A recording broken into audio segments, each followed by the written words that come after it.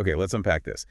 Imagine if humanity's oldest spiritual practices weren't really based on some kind of divine revelation, but more on, well, biological necessity. Right. Like if the spiritual world itself was actually a predictable outcome of how our brains evolved. Exactly. That's really the core of our mission today. We're doing a deep dive into this whole concept of shamanism as the original neurotheology, and we're focusing particularly on Michael Winkelman's work. It's a really compelling hypothesis, yeah. The whole goal of this deep dive is finding those biological roots, the underpinnings of spiritual experiences. And I'm seeing how these practices from hunter-gatherer societies, the stuff that looks purely mystical on the surface. How they actually reflect these really fundamental, universal brain operations. Predictable products, almost. Okay, before we dive too deep, maybe we should clarify the main tool we're using here.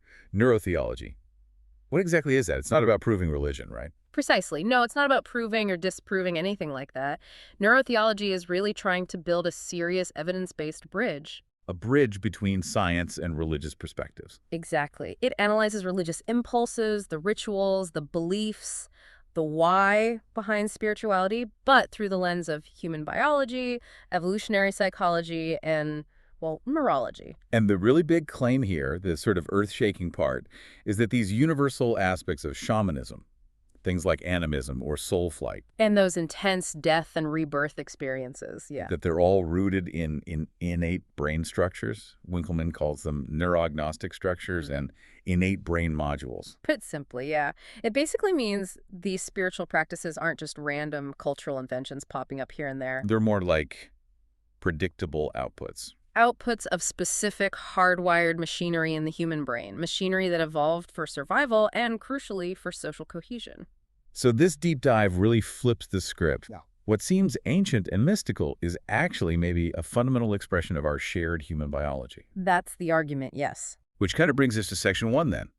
Establishing this universal shamanic paradigm. Why do we even think shamanism is universal enough to study biologically in the first place? Oh, that's absolutely crucial.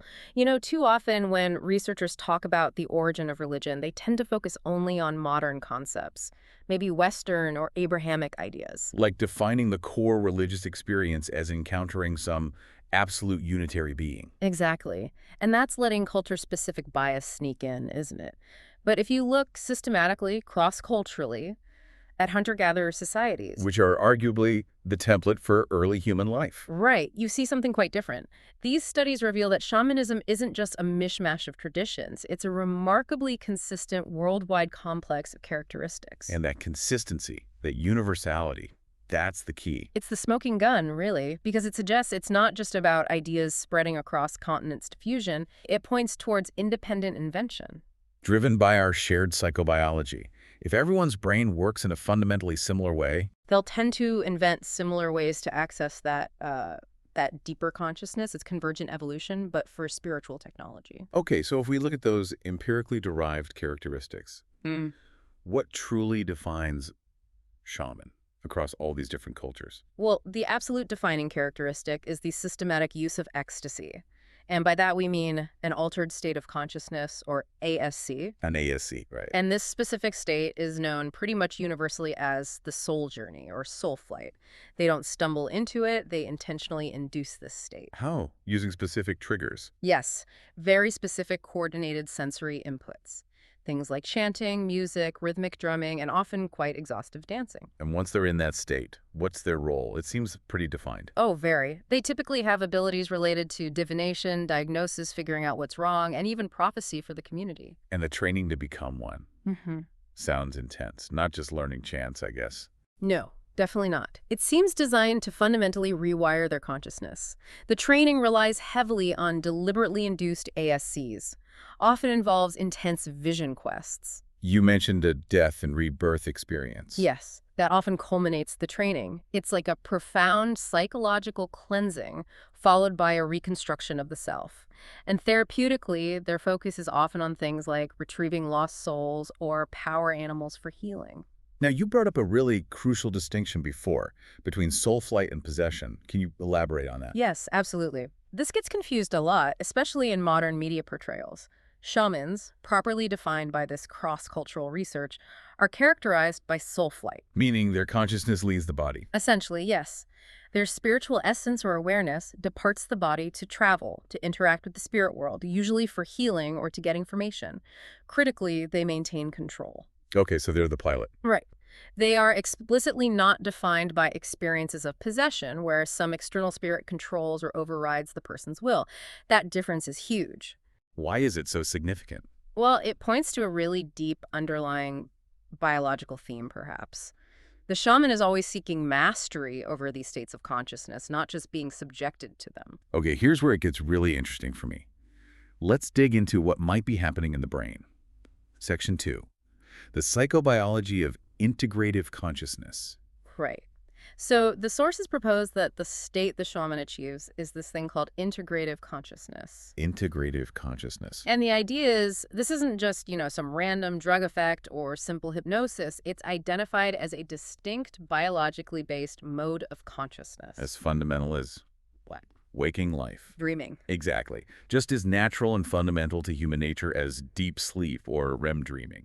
It's part of our basic operating system, potentially. So if we have waking, dreaming, and now this integrative consciousness as maybe the third pillar of human experience, what does that look like inside the brain, neurologically? Well, it seems to involve a massive amount of communication across different brain regions, particularly interhemispheric synchronization, getting the left and right brain working together. More coherence. Yeah, coherence across areas that are usually more separate. It's like it forces the brain to synthesize behavior, emotion, and rational thought all at once, the whole system working in harmony.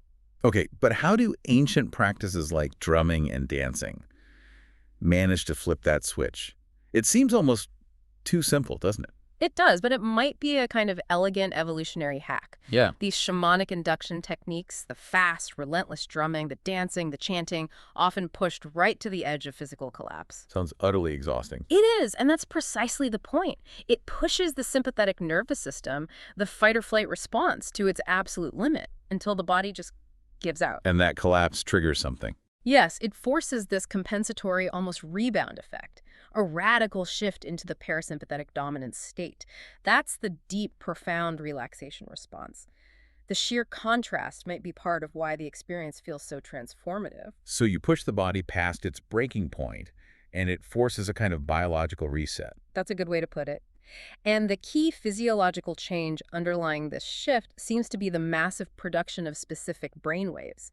Deep, slow waves, particularly theta waves. Theta waves, usually associated with drowsiness or deep meditation. Right. But here they seem to synchronize the frontal cortex, your thinking, planning brain, with the limbic system, which is your ancient emotional and memory center. So it's not just about chilling out. It's about making these usually separate parts of the brain talk directly to each other. Precisely. These dynamics seem to force those older brain structures, the so-called reptilian and paleomammalian parts, centers for instinct, survival, raw emotion, to integrate their pre-verbal processes, their gut feelings, into our self-conscious awareness. And that integration has downstream effects. Huge effects. The neurochemical changes that go along with it, things like increased serotonin activity, the release of endogenous opioids, are natural painkillers and mood boosters. They enhance self-awareness, improve learning and memory consolidation, and critically, they mediate feelings of deep conviction and social attachment. Which explains why these practices often feel inherently therapeutic. Exactly. They're tapping into the brain's own healing and integration mechanisms. Okay, let's move into section 3 then. If that altered state, that integrative consciousness is the process, then the soul journey seems to be the main output, the core experience. You said the shaman's soul flight is seen as an innate psychophysiological structure. Why is that specific vision so important? Well, the thinking is it fulfills a really basic, maybe even innate human psychological need. The ability to get perspective on yourself, to step outside your own head, so to speak. Like seeing yourself from the outside. Exactly. The soul journey provides a kind of third-person perspective on the self. It allows the shaman or the person being healed to visualize their own internal state, their struggles, maybe the community's problems, as an external story, a narrative they can interact with. That sounds like a very powerful cognitive tool. Yeah. Almost like a visualization technique that came way before language could even describe it properly. That's a great way to think about it. It seems to rely on this nonverbal, image-based symbolic system. Winkelman calls it presentational symbolism. It uses metaphors, images, feelings, not words, to create new kinds of self-awareness and potentially self-correction. So shamanism is deeply metaphorical. Absolutely. It utilizes these fundamental metaphoric processes, tropes, to construct meaning. And the source of many of those metaphors, the body itself. The body becomes the fundamental schema for analogical thinking, for transferring meaning onto the world. And this model of the self, built through metaphor, then gets projected outwards, which maybe explains the universal belief in animism. Spot on. Animism, this idea where you attribute mental states, personality, social qualities to natural phenomena, basically seeing them as superpersons. Like spirits in rocks or trees. Yeah, it seems directly linked to those innate brain modules we already have for understanding ourselves as persons and for understanding other people. Our theory of mind modules, we just apply that same framework to everything else. If I'm a person, maybe that mountain is too, in some way. It's a natural extension of our social intelligence. Plausibly, yes. And what about the animals? The focus on animal allies, totemism that seems absolutely everywhere in shamanic traditions. Why animals? Well, that seems to tap into another proposed innate module, the natural history intelligence. This deep-seated, probably evolved human capacity for representing, classifying, and understanding animal species. Think about how critical that was for hunter-gatherers. Knowing which animals were dangerous, which were food, their behaviors. Exactly. So shamans leverage this innate fascination and knowledge.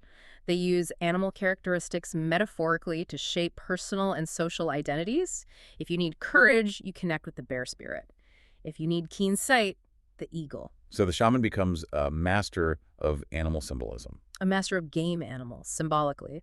They shift identity using these animal familiars, drawing on that deep human connection to the non-human world for power, identity, and survival strategies. Let's shift gears a bit into section 4. How does this individual brain stuff translate into community healing? Ritual is described as this ancient mechanism for synchronizing people within a group. Yeah, ritual is like social glue, potentially hardwired. When people chant together, move together, dance together in these rhythmic ways, the brain synchronization that occurs isn't just interesting, it's profoundly important for building social cohesion and cooperation. It makes people feel connected. And this brings us back to brain chemistry again. You mentioned the deliberate induction and release of endogenous opioids. That sounds like a powerful way to cement those social bonds. Oh, it's huge. And arguably, it's right at the core of why these rituals are so effective socially and therapeutically. Shamanic rituals, again, using that exhaustive rhythmic activity, maybe fasting, sometimes temperature extremes, they seem tailor-made to flood the body with natural opioids. Our internal feel-good chemicals. Exactly. Now, this neurochemical surge does enhance euphoria, reduce pain, increase stress tolerance. But its primary function, evolutionarily speaking, might be group psychobiological synchronization, making the group feel and act as one. So the community is essentially experiencing a collective neurochemical high, and that mimics the feeling of strong bonding. Precisely. It chemically links affiliation, group attachment, and identification. It taps into the same powerful neurochemical system that binds, say, a mother to her infant, but it operates it on a communal scale. The group literally feels like a single, unified entity because their bodies are reacting in sync. Which must make social healing incredibly powerful. Exponentially more effective, you'd imagine. Okay, let's talk about the main diagnosis in shamanism. Soul loss.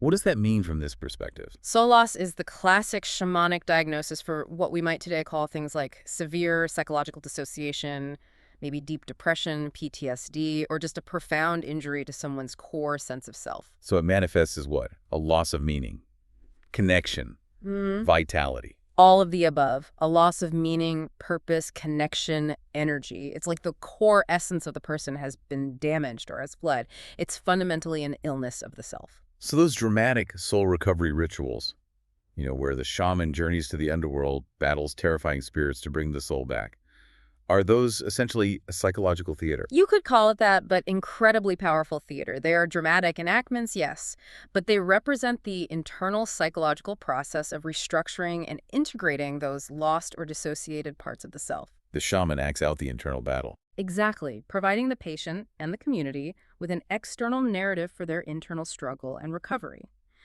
And critically, the community's participation, witnessing the soul's return, welcoming the person back, reinforces the patient's reintegration. Their belief that they are now whole and accepted back into the social fabric is crucial. Because our sense of self is so tied up with our social connections. Fundamentally, yes. Individual selfhood is constructed within those social relationships. This really brings us back to that central idea of integration. If we were to summarize the overall therapeutic effect, maybe using that triune brain model, the reptilian, paleomammalian, neomammalian layers, what's the shaman actually doing? From that perspective, they're acting as the ultimate integrator, you could say. The shamanic ASC, the altered state, seems to manage the relationship between those three evolutionary layers. Between instinct, emotion, and reason. Right. Between the instinctual, survival-focused reptilian complex, the emotional, social, memory-laden paleomammalian brain limbic system, and the rational, planning, self-aware neomammalian frontal cortex. And the ASC forces them to talk. By inducing that altered state, the shaman essentially forces the integration of that raw, powerful, often pre-verbal, emotional, and social material from the paleomammalian brain up into the self-conscious frontal cortex. This allows deep-seated conflicts or traumas to be processed and resolved. Wow. Okay, moving into section 5. The evidence that this is really fundamental goes way, way back, doesn't it?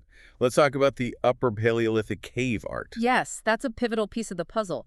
The presence of what many researchers interpret as shamanic themes in cave art figures that seem to be part human, part animal, maybe undergoing transformations. Found in places like Lascaux or Chauvet. Exactly. It suggests that shamanism, or something very much like it, played a critical role way back during the transition to anatomically modern humans and the emergence of modern culture. So it wasn't just a sideshow. It might have been central to becoming human. That's the implication.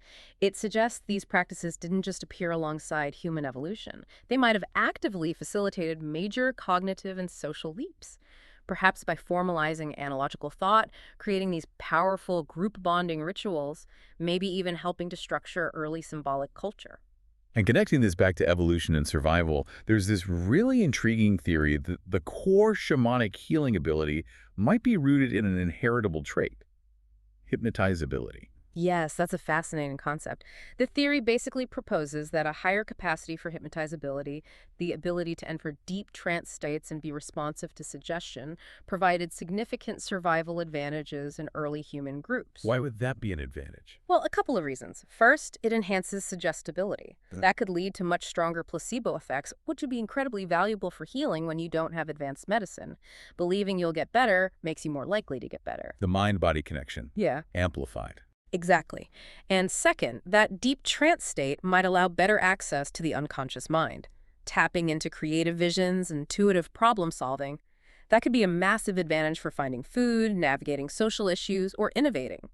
So individuals who were naturally better at entering these states, who were more hypnotizable, might have had an evolutionary edge, both as healers and maybe as leaders or innovators? Yes, potentially.